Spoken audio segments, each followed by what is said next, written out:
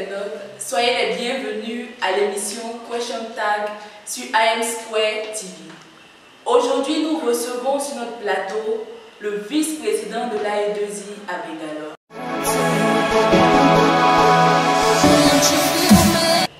Bonsoir monsieur. Bonsoir madame. Je suis Charles Leroux, à l'état civil. Je suis étudiant en fin de formation de lycée à East Point College. Je suis l'actuel vice-président de l'AE2I. Qu'est-ce que l'AE2I? L'AE2I se définit comme l'association des étudiants ivoiriens en Inde. Pourquoi avoir créé l'AE2I? Bon, comme toutes les associations, la première vocation de l'AE2I, c'est le rassemblement. Nous vivons en territoire étranger. Il nous va normal de pouvoir se regrouper, penser aux difficultés que nous trouvons dans le pays d'accueil et essayer de trouver des solutions à nos problèmes. Juste à ce sujet, nous avons vu qu'après la proclamation des résultats de l'élection du nouveau président de l'AE2I, les Ivoiriens murmurent, l'AE2I n'arrive plus à rassembler tous les Ivoiriens. Qu'en pensez-vous? Bon, quant au rassemblement des Ivoiriens, c'est un problème qui date de longtemps. Je crois que ce problème-là s'est accentué lors des dernières élections. Mais vous savez, il y a eu des divisions, mais actuellement, le président Ivoire étant président, il n'est plus président d'un camp, il est président de tous les Ivoiriens. Il y a des choses qu'il a entrepris de sorte à rassembler les Ivoiriens. Nous sommes toujours dans cette optique-là, même pour cette préparation de la fête d'indépendance-là. Je crois que notre équipe de reportage va rencontrer les candidats des dernières élections, les interviewer pour montrer à tout le monde qu'il n'y a pas de quiproquo ou bien de problème particulier entre des personnes. Je crois que quand on est dans une famille, ce n'est pas tous les jours on est heureux. Il peut y avoir des problèmes, il peut y avoir des dissensions. Ça fait partie de la vie. Et je crois que c'est dans les dissensions qu'on avance. S'il n'y a pas de dissensions parmi nous, comment on peut avancer? C'est en trouvant les solutions aux problèmes qu'on peut améliorer son quotidien. Donc c'est un fait normal. Nous sommes en train d'y remédier. Et je crois que petit à petit, l'AE2I est en train de se renouveler et de penser ses plaies. Nous sommes à mi-parcours du mandat du président. Et jusqu'à présent, il n'y a pas eu d'assemblée générale. Et aussi dans le programme d'activité du président, il a mentionné la projection du mondial. Et nous avons vu que cela n'a pas été fait. Oui, à ce niveau, vous savez, ça me fait mal de le reconnaître. Il devrait y avoir une AG depuis, je crois, 1 mois ou 2 mois. Elle n'a pas été faite. C'est triste. Mais il n'est jamais trop tard pour bien faire. Je crois que le président, moi-même, nous avions, elle, le bureau exécutif, on a décidé de faire une AG après la fête de l'indépendance. Dans le mois d'août, il y aura forcément une AG. Je ne vais pas revenir pourquoi il n'y a pas eu d'AG. Bon, c'est fuir ses responsabilités. Je ne vais pas trouver d'excuses à cela. Maintenant, quant à, je crois, l'organisation, vous avez demandé la graduation aussi? Non, pas encore. Ok. Je vais y arriver. Président, nous avons remarqué aussi que dans votre programme, il y a eu des activités qui n'ont pas été mentionnées, mais qui ont été faites, comme notamment la graduation day. Bon, comme vous dites des activités, vous parlez d'une seule activité. Voilà, donc je voudrais qu'on rectifie, c'est une seule activité. Bon, la graduation, l'idée de la graduation est venue du fait que peu d'Ivoiriens ont pu se faire enrôler pour la graduation de la FESABI. Nous avons même approché le président de la FESABI pour lutter pour certains Ivoiriens, mais c'était mission impossible. Sur 600 places, voire 600 à 700, seulement 3 Ivoiriens ont eu la chance de pouvoir avoir les noms parmi les gradués de la FESABI.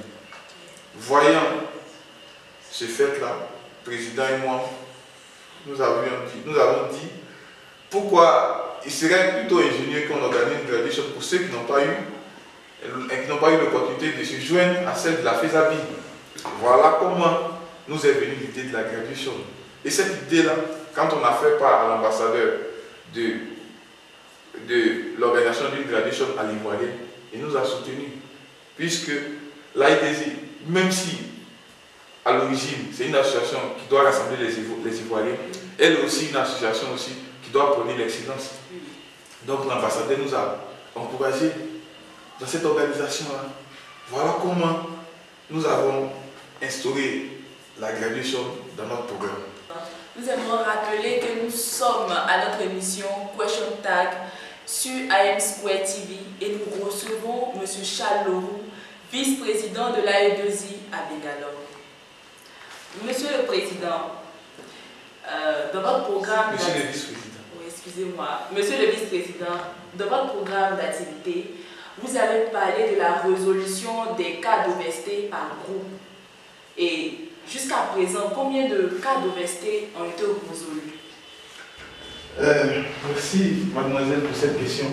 Vous savez, le problème premier de tous les bureaux, c'est la résolution des cas d'OVST.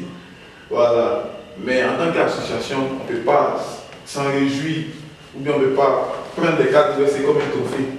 Je crois qu'on a résolu des cas et des cas sont en résolution.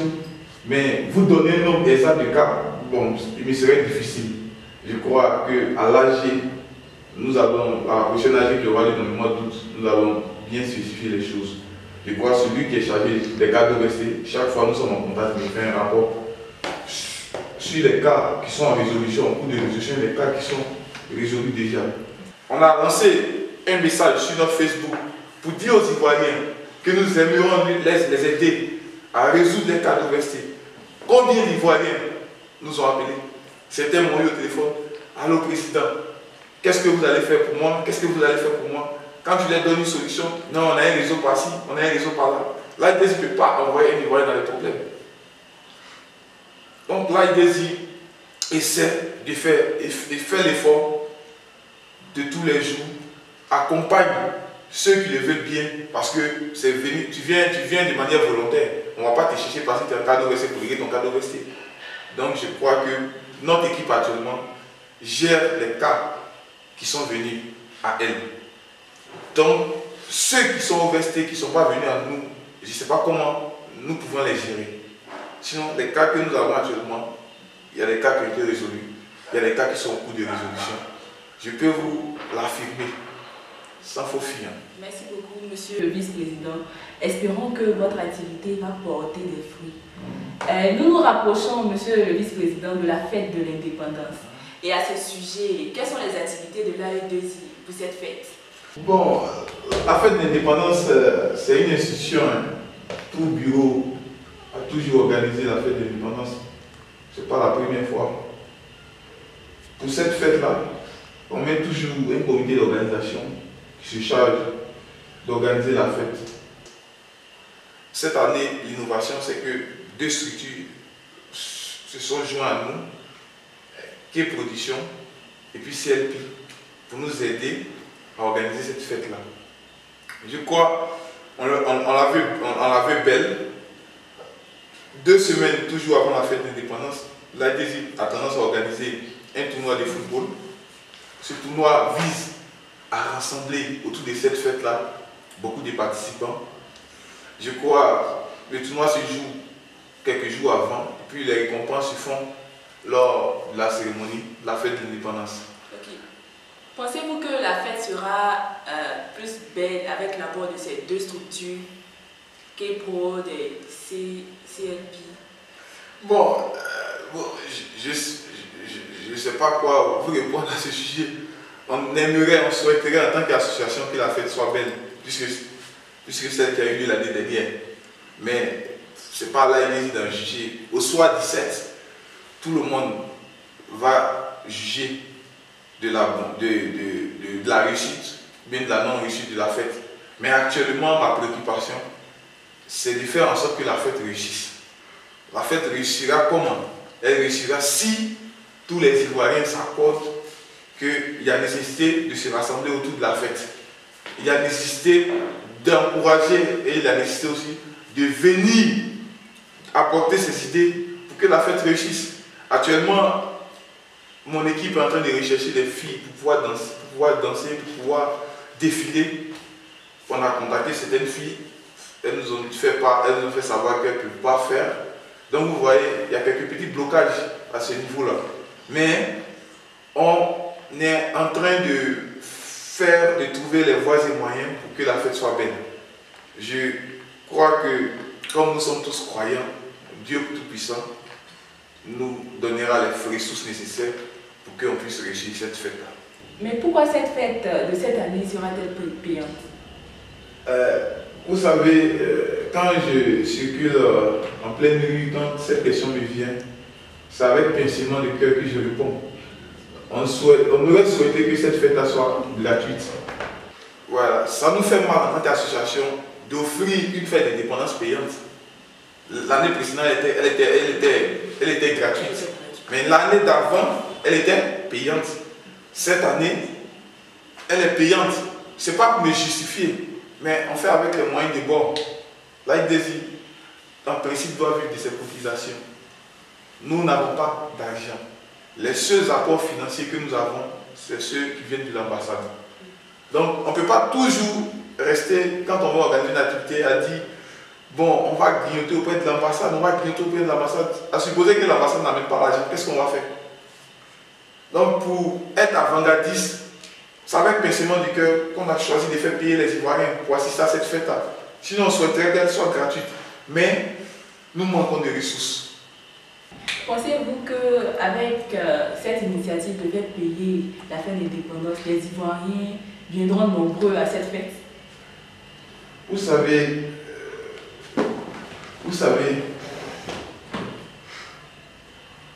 je souhaite qu'ils viennent nombreux à cette fête. Et tout va dépendre du contenu de la fête. Tout va dépendre aussi de la publicité qui sera faite autour de la fête. Je crois que le tournoi qui a été organisé a regroupé 13 équipes. 13 équipes, ça fait 130 joueurs. Vous voyez? Donc, ça veut dire que ça montre déjà un engouement par rapport à la fête de l'indépendance. Je me dis que la soirée du dimanche aussi sera cruciale aussi pour notre indépendance parce que ça sera une journée culturelle sportive.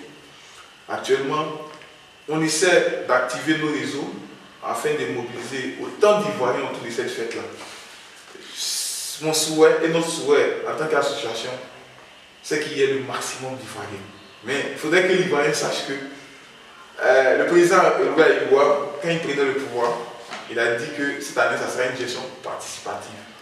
Et le thème gestion participative veut dire que l'Ivoirien doit contribuer à l'évolution ou bien à la restauration de son association.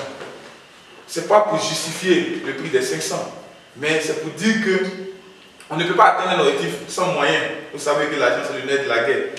Donc, pour ne pas me répéter, c'est avec pincement de cœur qu'on fait payer un Ivoirien lambda pour assister à la fête.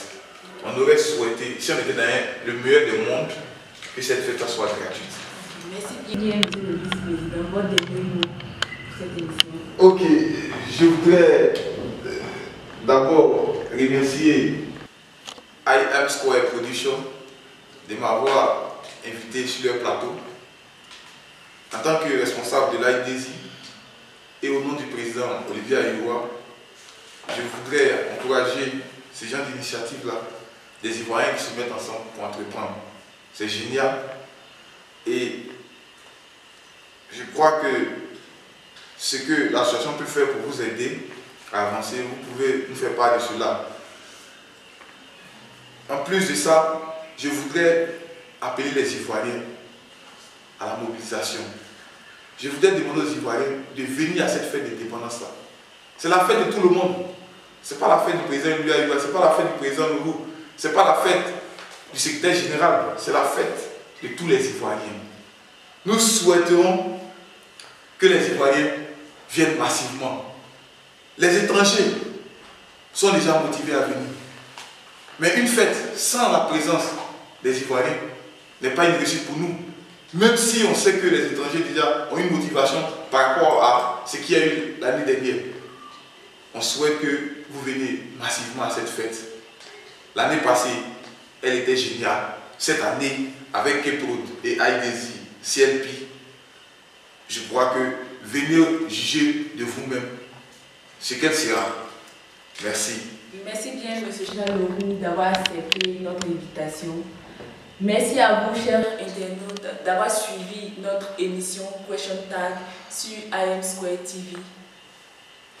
Nous vous donnons rendez-vous pour l'émission prochaine. D'ici là, que Dieu vous bénisse.